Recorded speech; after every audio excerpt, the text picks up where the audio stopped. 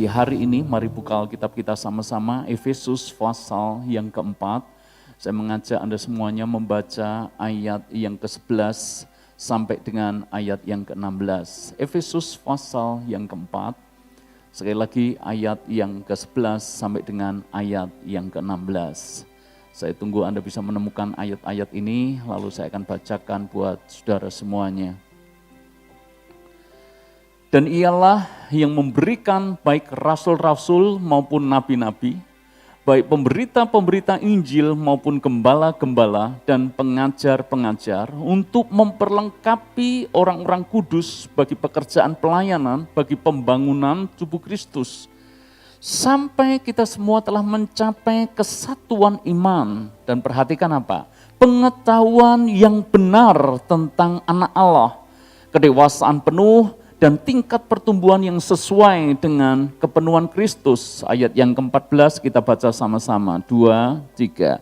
Sehingga kita bukan lagi anak-anak yang diombang-ambingkan oleh rupa-rupa angin pengajaran, oleh permainan palsu manusia dalam kelicikan mereka yang menyesatkan. Tetapi dengan teguh berpegang kepada kebenaran di dalam kasih, kita bertumbuh dalam segala hal ke arah Dia Kristus yang adalah kepala. Daripadanya lah seluruh tubuh yang rapi tersusun dan diikat menjadi satu oleh pelayanan semua bagiannya, sesuai dengan kadar pekerjaan tiap-tiap anggota, menerima pertumbuhannya dan membangun dirinya dalam kasih. Sebelum saya menyampaikan firman Tuhan pagi hari ini, ada disclaimer buat Anda semuanya yang nanti mungkin Anda menonton atau mengikuti video ini. Karena hari ini kita ibadah onsite, tapi juga pada saat yang sama ibadah live streaming juga dijalankan dan nanti akan kita upload di channel YouTube. Dan kemungkinan juga akan ada orang di luar jemaat SCC yang akan mendengarkan khotbah ini. Maka saya sampaikan buat Anda di luar jemaat SCC ada disclaimer yang Anda perlu perhatikan. Yang pertama adalah karena hari ini dan minggu depan kita akan berbicara tentang akhir zaman, maka khotbah akhir zaman itu seringkali punya penafsiran yang berbeda-beda. Denominasi gereja tertentu itu punya penafsiran yang berbeda dengan denominasi yang lain. Bahkan satu denominasi sekalipun, pendeta yang satu bisa mengkhotbahkan hal yang berbeda dengan pengkhotbah yang lain. Karena akhir zaman itu berbicara soal penafsiran. Dan setiap orang menafsirkan sesuatu berbeda-beda. Karena itu apa yang saya sampaikan ini untuk jemaat, dan kalau Anda di luar jemaat, lebih baik mungkin Anda ikuti pengajaran dari sinode Anda, pendeta atau gembala Anda, tetapi kalaupun Anda mungkin mendengar akan hal ini, kiranya ini juga menambah wawasan pengetahuan rohani buat Anda. Jadi ini adalah khotbah penggembalaan untuk jemaat SCC lebih dulu. Kenapa saya perlu sampaikan seperti ini? Ada sebuah latar belakang kenapa saya ambil tema ini. Saya tadi pagi ditanya seorang jemaat, kenapa Pak tiba-tiba khotbahnya akhir zaman? Saya ingin menjawabnya dengan sebuah pengalaman yang terjadi dalam bulan ini. Dalam bulan ini ada beberapa teman yang menanyakan hal kepada saya. Saya ingin ceritakan kepada saudara supaya saudara menangkap. Teman saya ini bertanya kepada saya, kamu sudah beli tanah di pegunungan? Ketika saya ditanya demikian, saya mikir maksudnya apa? Kalau cita-cita punya villa, amin. Karena saya pernah jalan-jalan ke Tawangmangu dengan istri, saya parkir mobil di sana, kemudian saya, istri dan anak-anak jalan-jalan trekking seperti itu. Lihat villa bagus, saya ngomong ke dia. Ada mimpi, saya ngomong ke dia. Satu kali kelihatannya seru kalau kita beli tanah di sini, kita akan bangun villa di sini. Jadi kalau teman saya itu pertanyaannya, sudahkah kamu mulai cari tanah di pegunungan? Dalam hati saya menjawab, iya. Tapi saya sudah mengetahui arah kemana pembicaraannya. Karena beberapa minggu sebelumnya, saya juga mendengar hal yang sama tentang itu. Saya mencoba pura-pura tidak tahu, maksudnya apa? Lalu kemudian dia menjelaskan, ini kan zaman antikris sudah dimulai. Jadi kita orang Kristen itu semuanya sudah pada siap-siap mengincar tanah di pegunungan. Untuk apa? Untuk mengasingkan diri. Jadi sudah mulai ada kusak-kusuk di antara banyak orang Kristen, mereka mencoba menghindar dari pengaruh antikris. Bahkan teman saya yang satu ini berkata, kamu tahu tidak pendeta, saya tidak sebut namanya, pendeta itu juga sudah mulai hunting tanah di daerah pegunungan. Ya, mungkin sama jemaatnya rame-rame, retreat seumur hidup sampai Tuhan Yesus datang kedua kali, mungkin seperti itu. Dan dia mulai mempertanyakan juga soal vaksin. Kalau kita terima vaksin, apakah itu berarti kita ini sudah menerima tanda dari si binatang itu, tanda dari si naga tua, tanda bahwa kita ini sudah menjadi milik daripada antikristus. Kemudian terjadilah sedikit penyampaian dari saya buat dia dan seterusnya.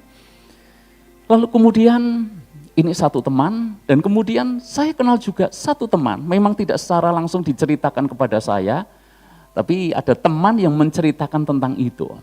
Ini juga teman saya sangat kenal, dia bahkan lebih ekstrim lagi. Kalau yang tadi baru bertanya, sudah ancang-ancang, tapi teman saya yang satu ini bahkan semua uang di bank ditarik semuanya, belikan emas, tidak mau ada akun rekening yang bisa dipantau.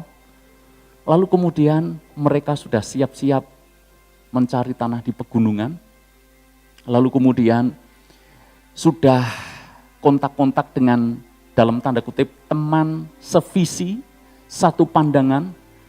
Mereka mempercayai zaman antikris sudah ada, sudah datang, dimulai dari yang namanya pandemi COVID, kemudian dibuat skenario, ada vaksin, dan siapa yang menerima vaksin itu berarti menjadi milik daripada antikristus. Bahkan yang satu ini menghalang-halangi orang tuanya supaya jangan sampai divaksin. Tidak hanya itu, saya mendengar bahwa dia akan alih profesi dari pekerjaannya yang ada sekarang, dia tinggalkan, lalu kemudian sudah mulai belajar bercocok tanam, jadi petani, untuk menghidupi dirinya sendiri dan keluarganya. Apakah ini hanya kebetulan beberapa teman saya menanyakan hal itu?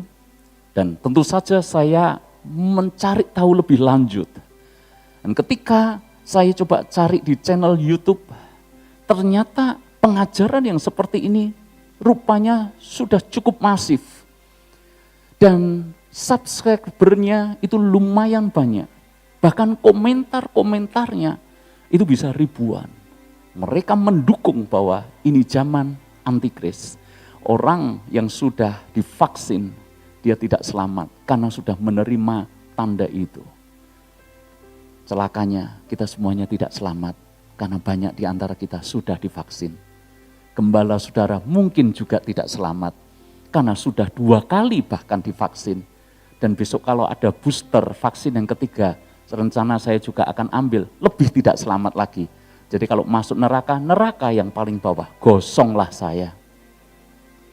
Tapi sebelum lebih lanjut apakah itu benar atau tidak, saya berpikir jangan-jangan ada di antara Anda yang sudah mendengar akan kusak-kusuk ini, dan kemudian mereka bisa mempengaruhi kita. Mungkin ini kelihatannya menggelikan, mungkin Anda tertawa, kok kelihatannya konyol sekali. Tapi rupanya kalau ada sampai ribuan orang setuju dengan hal itu, saya pikir bisa saja ini akan terus menyebar, menjadi lebih masif, dan mungkin juga salah satu di antara kita atau salah 2, bahkan satu kelompok mungkin akan terseret di situ. Sebelum terseret ke sana, sebelum iman kita diombang-ambingkan oleh pengajaran yang seperti ini, maka lebih dulu saya kasih pagar. Sehingga fungsi gembala adalah memang memagari domba-dombanya supaya domba-dombanya pertama tidak tersesat, yang kedua adalah dombanya tidak disesatkan oleh gembala-gembala yang lain. Itu sebabnya video penggembalaan ini atau khotbah penggembalaan ini penting buat Anda semuanya. Istilahnya adalah lebih baik saya kasih vaksin dulu sekarang sebelum ajaran virus itu mencemarkan kita, membuat iman kita terombang-ambing. Karena cukup panjang, jadi saya akan bagi 2 sesi. Yang pertama hari ini dan saya akan lanjutkan minggu yang akan datang. Saya ingin bicara hal-hal yang praktis sehingga ketika satu kali Anda diajak adu argumen, Anda diajak bicara soal vaksin, soal chip, soal antikris, soal mengasingkan diri, Anda sudah punya jawaban yang mantap sehingga imanmu tidak diombang-ambingkan. Siap belajar saudara? Yang pertama pertanyaannya seperti ini, apakah pandemi COVID ini didalangi oleh antikris? Kita sering mendengar teori konspirasi, dan teori konspirasi ini yang menciptakan adalah antikris, aka Bill Gates. Anda pernah mendengar itu? Jadi beberapa orang berspekulasi pandemi COVID ini sebetulnya yang menciptakan adalah Bill Gates. Kalau ini bukan informasi baru. Dulu dari awal-awal pun saya sering mendengar bahwa Bill Gates dituding sebagai biang penyebaran COVID ini. Karena dialah antikris. Hebat sekali. Padahal kita pakai komputer, pakai Windows, buatannya Bill Gates. Dan banyak orang berpikir memang pandemi COVID ini disetting oleh antikris. Apakah pandemi ini konspirasi? Saya tidak tahu pasti, tapi kalau mungkin dilihat dari sudut industri medis, industri kesehatan, bisa jadi juga. Tetapi yang pasti saya tekankan kepada Anda semuanya, antikris bukan dalang daripada pandemi COVID ini. Jadi kalau Anda berpikir antikris adalah yang mendalangi COVID ini, keliru besar. Nanti saya akan jelaskan pelan-pelan kepada saudara. Tahukah Anda bahwa yang namanya pandemi itu tidak hanya terjadi di masa sekarang. Saya akan sebutkan beberapa fakta singkat. Dari dulu sebetulnya antikris sudah dituding jadi dalang di setiap pandemi. Misalnya abad yang ke-5. Itu ada wabah besar yang namanya Justiniah. Dan itu memakan korban 25 sampai 100 juta orang meninggal. Padahal itu abad ke-5. Populasi dunia tentu saja masih sangat kecil. Yang meninggal 25 sampai 100 juta. Dan orang berspekulasi dalangnya adalah antikris. Jadi waktu itu orang-orang sudah berkata antikris sudah muncul. Padahal itu abad ke-5. 15 abad kemudian, toh keberlangsungan manusia tetap ada. Berarti itu bukan antikris. Sekalipun dulu orang-orang berspekulasi ini zaman antikris. Berikutnya di abad ke-14, kalau Anda ikuti sejarah, ada yang namanya penyakit pes di Eropa yang sering disebut Black Death. Jadi penyakit yang mewabah, meluas, jumlah yang meninggal tercatat 75 sampai 200 juta orang mati di sana. Abad ke-20, tahun 1900-an sekian, kalau tidak salah ingat 1920-an, maka terjadi Spanish flu atau flu Spanyol dan itu memakan jumlah 50 juta orang mati. Dan dulu orang sudah berspekulasi, ini benar antikris sudah muncul. Tapi nyata-nyatanya tidak muncul. Bill Gates belum lahir juga.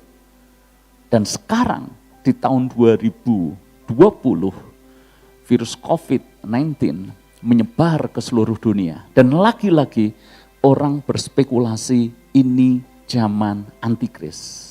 Aka Bill Gates. Saudara-saudara, saya tidak mengatakan bahwa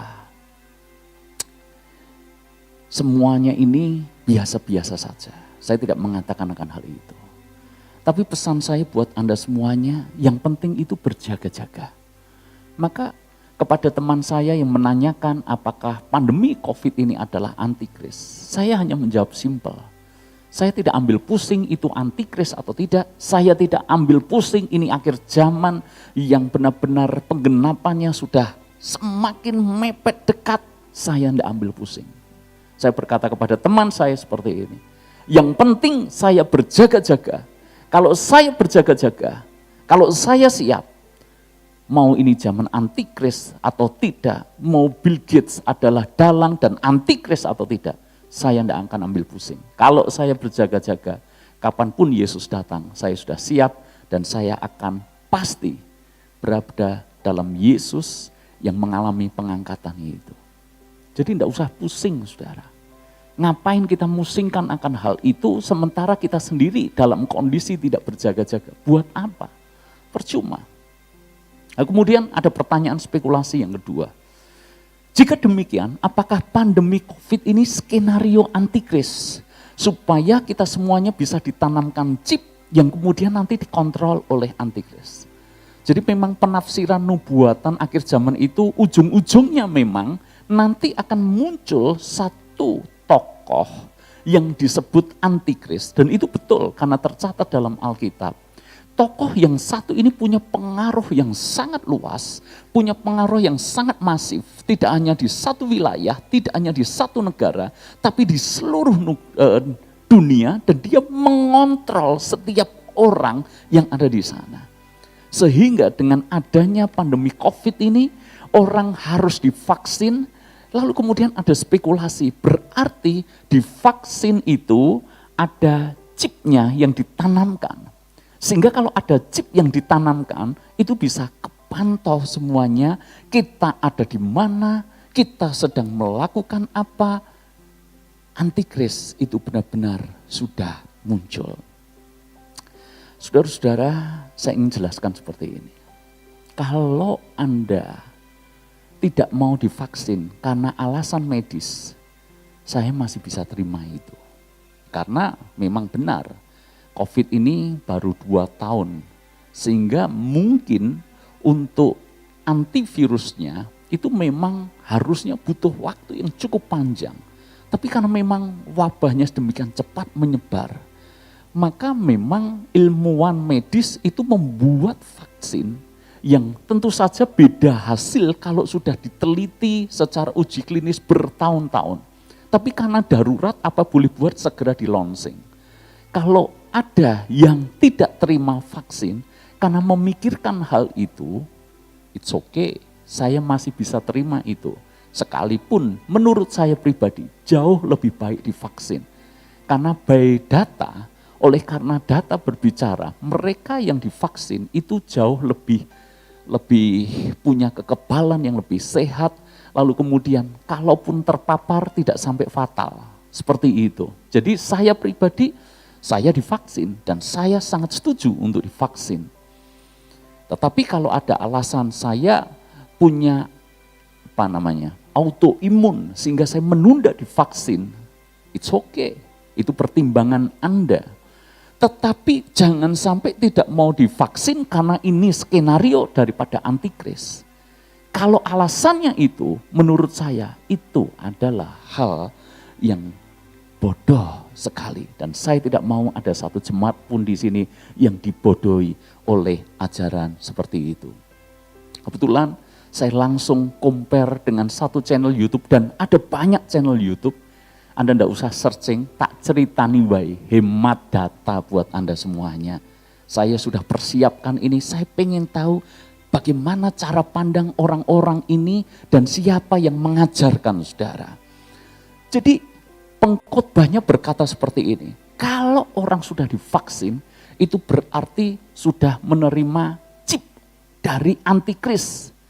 Dia sudah dipantau oleh antikris dan Alkitab berkata barang siapa menerima tanda daripada si binatang itu, maka dia tidak diselamatkan. Dan dia berkata kalau sudah terima vaksin ada pertanyaan, apakah berarti sudah tidak bisa selamat? Maka pendeta ini berkata, masih bisa, tapi sangat sulit karena nanti dianiaya luar biasa oleh si antikris. Tapi kalau tidak menerima vaksin, pasti selamat.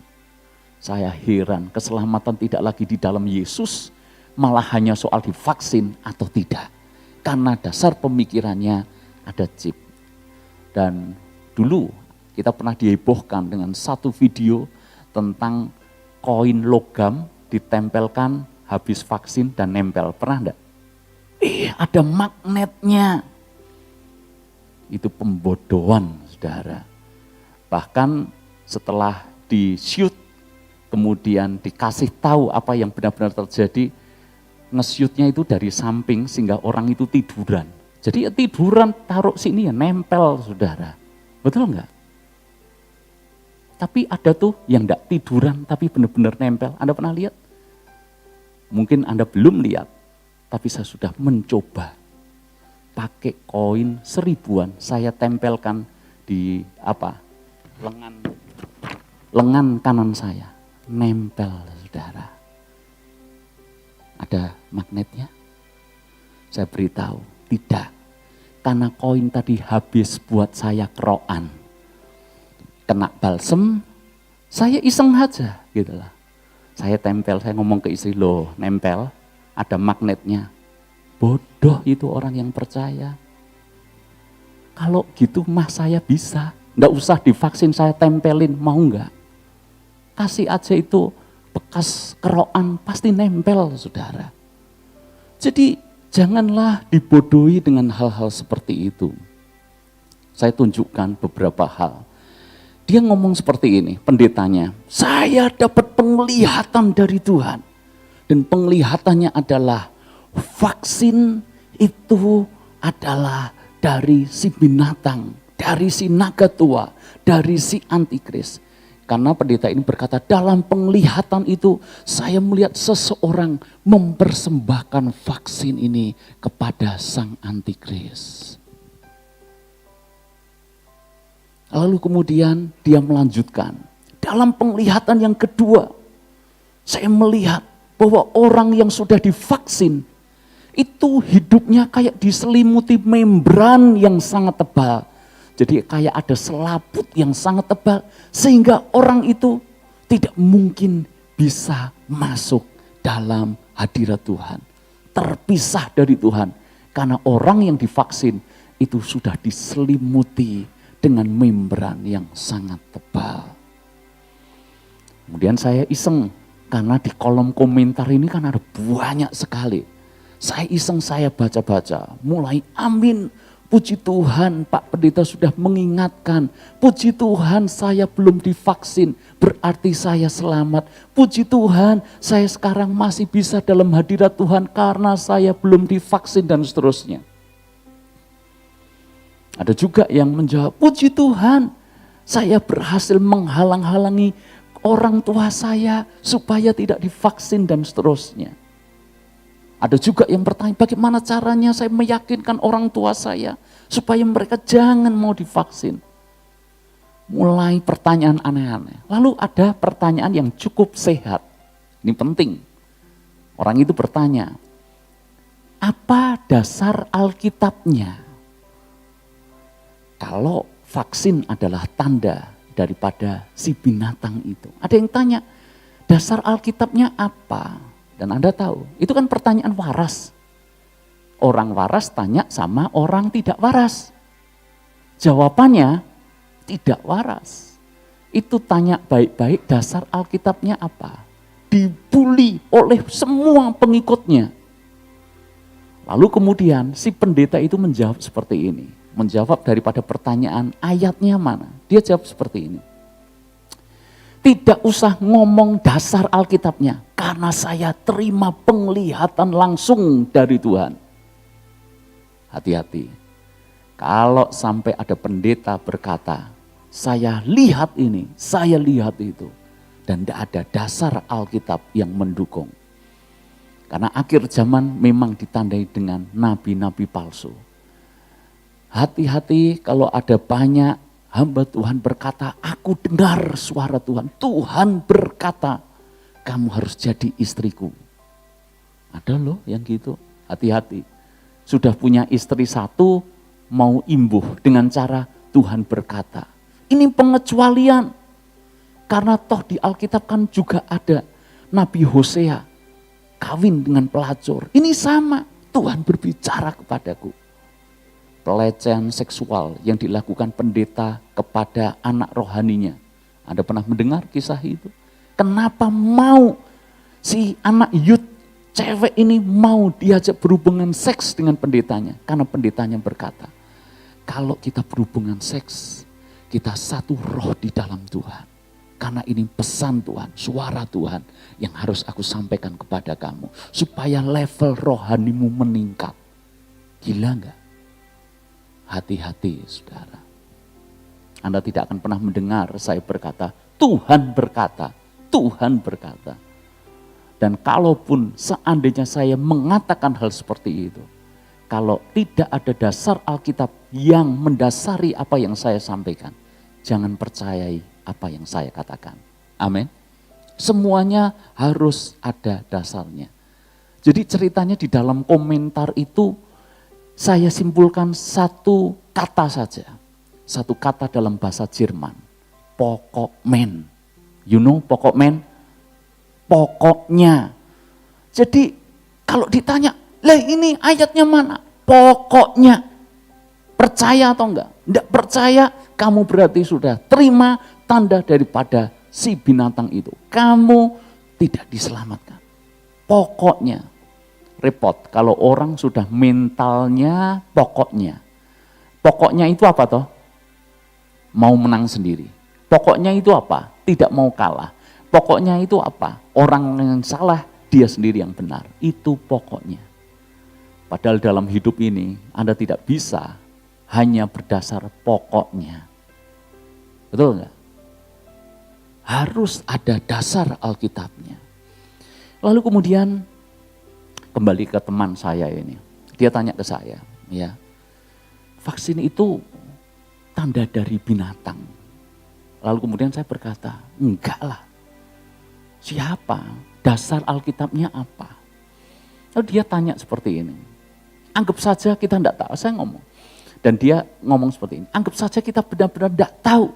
Tapi ternyata kalau memang benar vaksin ini tanda dari si antikris, kamu gimana? Saya ditanya gitu. Jadi premisnya adalah ternyata vaksin ini benar-benar tanda daripada si antikris. Saya jawab gini, karena ditanya saudara, saya jawab. Menurut kamu, menurut Anda semuanya, apakah Tuhan kita sejahat itu? Anggap saja itu vaksin benar-benar dari antikris. Tapi saya katakan bukan dari si antikris vaksin ini. Tapi kalau benar, karena teman saya berkata, kalau benar gimana? Saya menjawabnya gini, kalau memang itu benar, disetting oleh semuanya, oleh antikris. Saya ngomong seperti ini, apa Tuhan kita itu sedemikian jahat? Dalam ketidaktahuan kita divaksin, lalu kemudian kita tidak diselamatkan masuk neraka. Saya ngomong, Tuhan kita itu tidak sejahat itu. Amin. Amin. Jadi percayai, ini bukan didalangi antikris. Dan yang lebih percaya lagi, dia begitu mengasihi Anda dan mengasihi saya. Jangan punya iman yang konyol dan bodoh seperti itu. Karena itu, saya akan cepat. Poinnya gini saudara, Poin pertama gini. Saya melihat bahwa kecenderungan hari-hari ini, banyak orang Kristen itu sebetulnya gerejanya adalah Gereja YouTube Indonesia. Singkatannya GYI. Karena banyak orang tersesat, disesatkan itu gara-gara pertama dia lihat satu channel dan kemudian kok cocok. Dan kemudian dia diikuti terus. Kemudian dia akan tinggalkan gerejanya yang lama dan dia mulai masuk dalam gereja yang benar-benar di dunia maya, digembalakan dengan orang yang dia tidak pernah ketemu secara live, ketemu secara langsung. Makanya hati-hati dengan gereja online hari-hari ini. Saya ingatkan kepada Anda, ini penting sekali.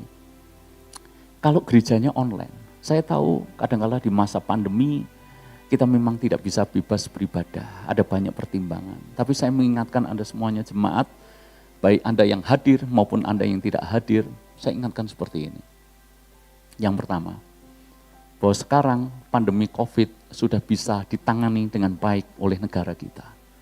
Bahkan dunia memuji keberhasilan negara kita dalam mengatasi pandemi ini. Kalau Anda ikuti berita seperti itu. Kecuali kalau berita yang disebarkan para kadrun, saudara, itu beda cerita. Tapi dunia sudah mengakui bahwa Indonesia itu berhasil mengatasi pandemi ini dengan baik. Sekarang kita ngomong di skup wilayah yang lebih kecil, di Solo sendiri. Angka COVID itu sangat menurun drastis. Kalau dulu, 2 bulan yang lalu, maaf kita mungkin senewen karena tiap hari dengar nguing, nguing, nguing, nguing, nguing. Apalagi Pak Edi yang rumahnya sebelah Muwardi, saudara, ya mungkin tiap hari, tiap 15 menit, tiap 5 menit, itu suara ambulans itu terlintas di depan rumahnya. Kalau sekarang, angka sudah sangat menurun.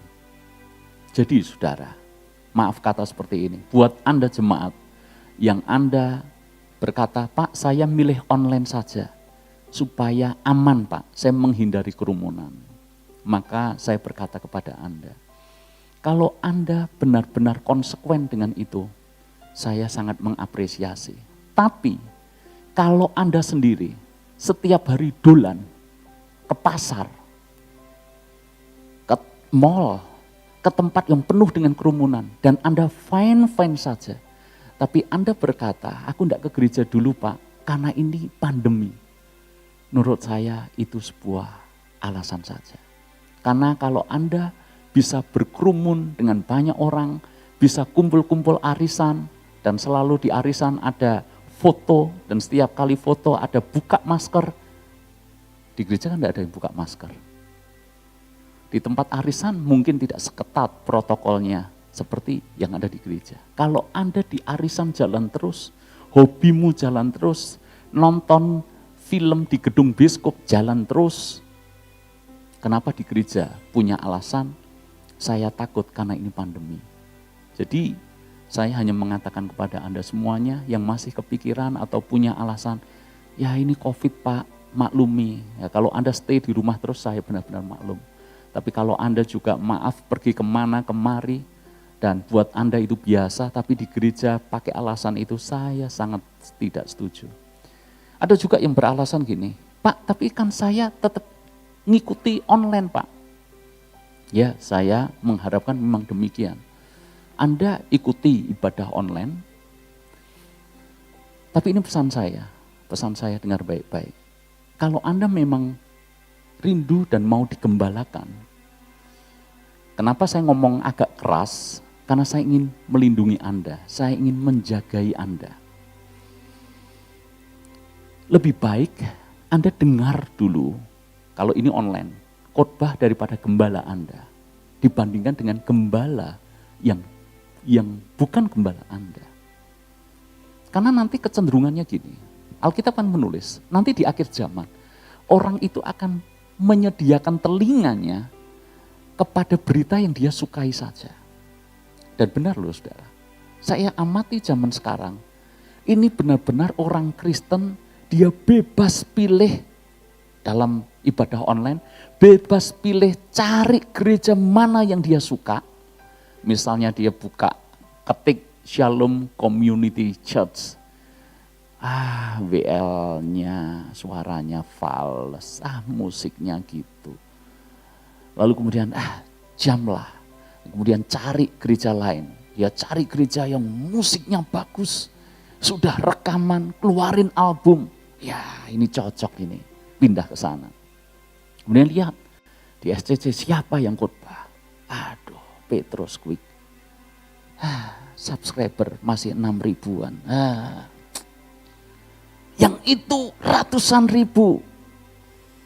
Membosankan. Ganti saudara. Ganti pembicaranya yang dia suka. Lalu kemudian lihat dulu temanya apa.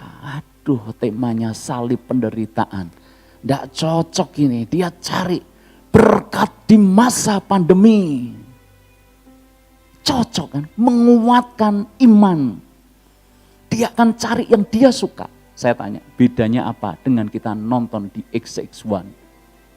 Anda kalau masuk gedung bioskop nonton kan Anda milih kan? Studio mana ya? 1, 2, 3, atau 4? Gereja mana ya? SCC, SCB, SCA? Betul nggak? Kita pilih kan?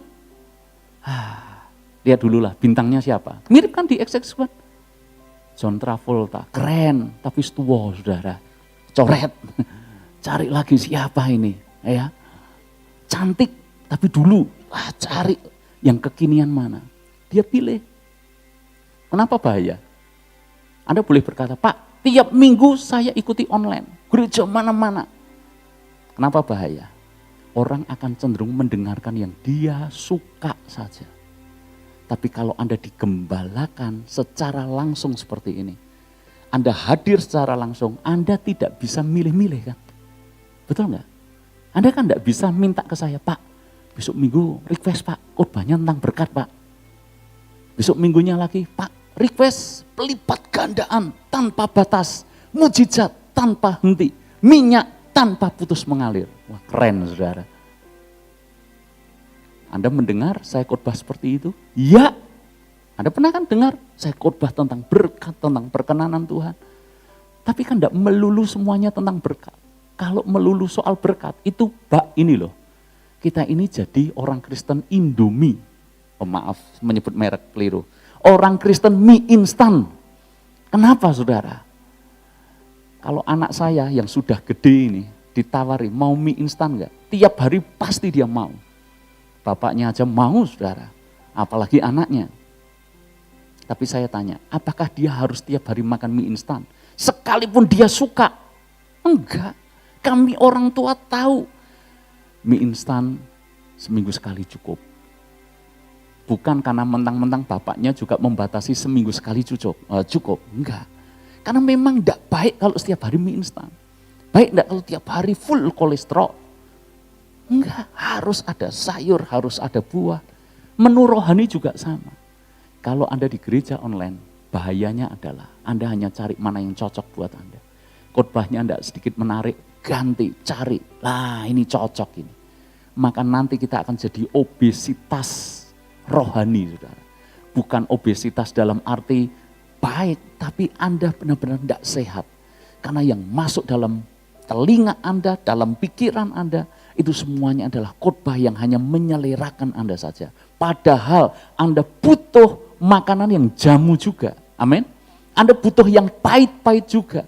Anda butuh salib juga. Karena tanpa salib tidak pernah ada kemuliaan. Jadi harus imbang. Makanya perlu digembalakan. Kalau tidak, bahaya. Sekali lagi, seluruh jemaat, ayo sekarang mulai digembalakan dengan baik dan benar dan sehat. Jangan cari-cari menu sendiri. Karena saya sudah menggumulkan. Saya mau khotbah apa itu bukan sembarangan, saudara. Saya mengumulkan kebutuhan jemaat apa. Seperti hari ini, saya harus batasi, saya harus pagari lebih dulu dan seterusnya. Hal yang berikutnya, ayat yang ke-13 tadi katakan seperti ini. Sampai kita semua telah mencapai kesatuan iman dan pengetahuan yang benar. Bagaimana kita punya pengetahuan yang benar? Kedewasaan penuh dan tingkat pertumbuhan yang sesuai dengan kepenuhan Kristus. Anak-anak itu gampang disesatkan, tapi orang dewasa sangat sulit disesatkan. Kalau rohani Anda anak-anak, diiming-iming permen, kita sudah tergiur. Diiming-imingi berkat, Anda sudah tergiur. Diiming-imingi hal yang menarik, Anda sudah tergiur.